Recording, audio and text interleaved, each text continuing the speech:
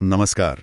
आज हम पुरी, उड़ीसा की जो प्रसिद्ध जगन्नाथ रथ यात्रा है उसकी गहराइयों में उतर रहे हैं। नमस्कार। ये देखिए, सिर्फ एक धार्मिक जुलूस नहीं है, नहीं, बिल्कुल नहीं। बल्कि ये भक्ति और कुछ अनोखी परंपराएं और गहरी सामाजिक समरसता का एक प्राचीन संगम है। इसकी जड़ें बहुत गहरी हैं। सही कहा। और हमारे पास जो स्रोत हैं उनके आधार पर आज का हमारा डीप डाइव का मिशन यही है कि इसकी पौराणिक कथाओं को समझें, इसके ऐतिहासिक विकास को देखें, रथ निर्माण की वो अद्भुत प्रक्रिया, और हाँ, इसका सामाजिक महत्व क्या है। हाँ, मतलब भगवान जगन्नाथ अपने भाई बलभद्र और बहन सुभद्रा के साथ वो जो गुंडिचा मंदिर जाते हैं उसी की कहानी है ये। जी बिल्कुल। तो चलिए पौराणिक कथाओं से ही शुरू करते हैं फिर। हाँ, ठीक रहेगा। तो मुख्य कहानी तो यही है, भगवान जगन्नाथ की गुंडिचा मंदिर की वार्षिक यात्रा, जिसे उनकी मौसी का घर या जन्मस्थान भी मानते हैं, है ना? हाँ, माना जाता है।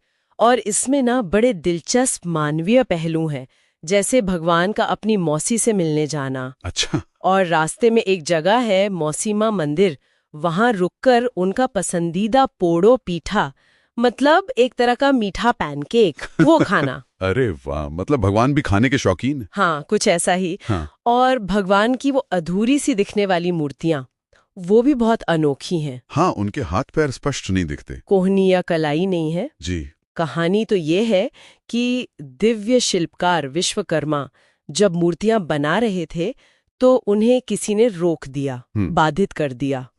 लेकिन शायद ये अधूरापन जानबूझकर है, दिव्यता का एक सहज, एक सुलभ रूप दिखाने के लिए। और यहीं पर ये बहुत खास हो जाती है, जो सुलभता वाली बात है।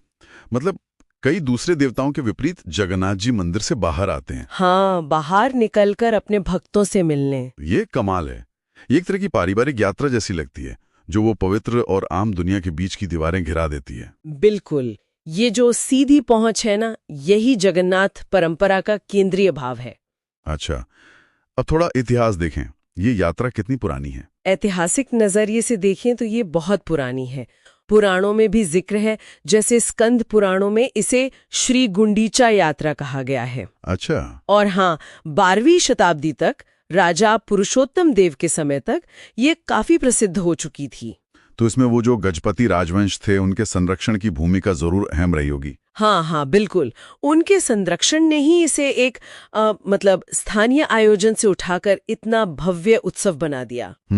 और वो छेरा पहरा रस्म, जिसमें राजा खुद रथों के आगे सोने की झाड़ू से सफाई करते हैं। हाँ, वो तो बहुत प्रसिद्ध है। वो शाही विनम्रता और भगवान की सेवा का प्रतीक है। सही, पर सिर्फ विनम्रता से बढ़कर भी है ये। हाँ, मतलब मेरा मतलब है, जब राजा, जो सामाजिक व्यवस्था में सबसे ऊपर है, वो खुद ये काम करता है, हाँ, तो ये सिर्फ समानता दिखाने की बात नहीं रह जाती, ये सामाजिक ऊंच नीच को सक्रिय रूप से तोड़ने जैसा है। अच्छा, ये गहरा पहलू है। हाँ, ये एक संदेश है कि भगवान के सामने सब बराबर हैं। ये सिर्फ विचार नहीं, बल्कि समानता का जीता जागता प्रदर्शन है। और इसी ने त्योहार के अस्तित्व और विकास में बड़ी भूमिका निभाई है। समझ गया। अच्छा, इतिहास और शाही संरक्षण की बात हुई, लेकिन इस यात्रा का असली दिल तो वो रथ हैं। हाँ, वो रथ और उनका बनना, वो तो कमाल का है। हर साल 3 विशाल लकड़ी के रथ, वो भी नए बनाए जाते हैं, पुराने इस्तेमाल नहीं होते। जी हाँ, बिल्कुल नए। और ये सिर्फ नया बनाना नहीं है, ये नवीनीकरण और सृष्टि के चक्र का प्रतीक है।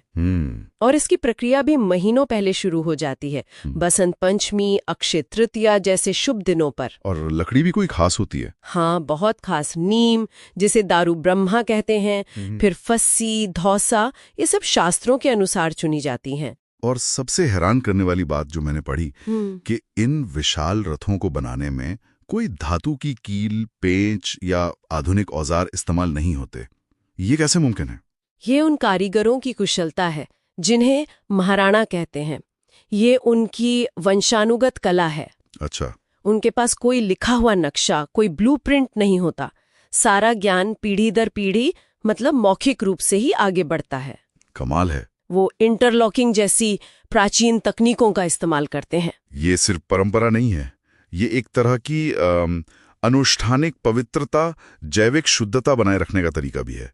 और इंजीनियरिंग का भी तो नमूना है। बिल्कुल। पारंपरिक तकनीकों से इतनी विशाल संरचनाएं बनाना, ये हमारी स्वदेशी इंजीनियरिंग का अद्भुत उदाहरण है।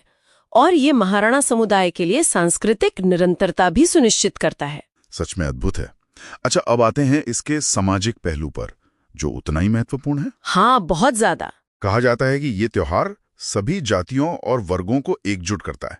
कोई भी रथ की रस्सी छू सकता है, खींच सकता है। जी, और माना जाता है कि इससे मोक्ष मिलता है। ये जो शारीरिक भागीदारी है, ये कर्मयोग का एक रूप है।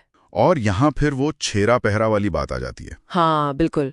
राजा का वो विनम्र काम और लोगों का एक साथ मिलकर रथ खींचना, ये दोनों ही चीजें खासकर एक जाति पाति वाले समाज में मौलिक रूप से एकीकरण का काम करती हैं। ये असल में वसुधैव कुटुंबकम, मतलब पूरी दुनिया एक परिवार है, उस विचार को जमीन पर उतारता है। ये सामाजिक समरसता का एक बहुत शक्तिशाली साधन है। सही कहा।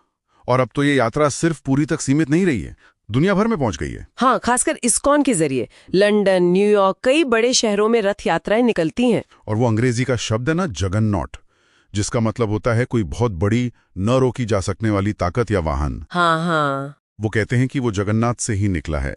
शुरुआती यूरोपीय यात्रियों ने इन विशाल रथों को देखकर ये शब्द बनाया था। जी, ये बात सही है। हालांकि समय के साथ शब्द के अर्थ में थोड़ा बदलाव जरूर आया है। मतलब शुरुआती यात्रियों के कुछ विवरणों में कभी-कभी भक्तों के रथ के नीचे कुचल जाने की थोड़ी अतिरंजित कहानियां थीं। अच्छा। लेकिन बाद में ये समझा गया कि ऐसी मौतें अगर कभी हुई भी तो वो भीड़ की वजह से आकस्मिक होती थीं। वो कोई जानबूझकर किया गया बलिदान नहीं था। समझ गया। तो संक्षेप में अगर कहें तो जगन्नाथ रथ यात्रा भक्ति, सहज सुलभ दैवत्व, प्राचीन शिल्प कौशल और गहरी सामाजिक एकता का एक अनूठा मिश्रण है। बिल्कुल सही। और शायद सबसे शक्तिशाली संदेश यही है कि भगवान खुद अपने मंदिर से निकलकर लोगों के बीच आते हैं। हाँ, ये सुलभता, ये पहुंच, और ये हमें एक विचार के साथ छोड़ जाता है ना। किस तरह का विचार? यही कि किसी देवता का अपने पवित्र स्थान से बाहर निकलकर आम लोगों के बीच घुलने मिलने की ये जो अवधारणा है, ये दूसरी धार्मिक परंपराओं में पवित्र स्थानों और ईश्वर से संपर्क के जो स्थापित विचार हैं, उनको किस तरह चुनौती दे सकती है या शायद और समृद्ध कर सकती है। ये वाकई सोचने वाली बात है, बहुत दिलचस्प।